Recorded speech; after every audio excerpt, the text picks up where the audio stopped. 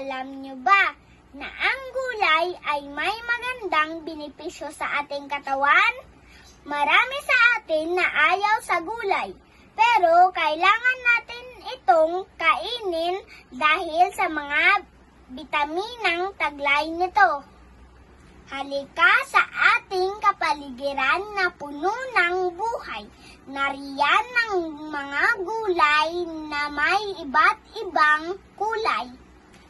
Ito ang kalabasang punong-puno ng sustansya. Kapag kumain ka nito, siguradong lilinaw ang iyong mga mata. Ito ang malunggay na sagana sa bitamina. Kumain ka nito at ikaw ay sisigla.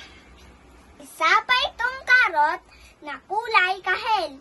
Nagtataglay ng bitaminang pampalakas ng resistensya at pampakinis ng muka. Kumain ka nito at siguradong ikay ay gaganda.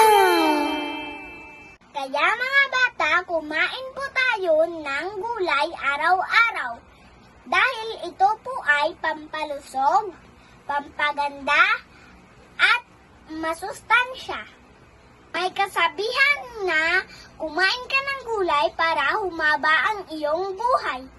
Salamat sa panonood. Bye!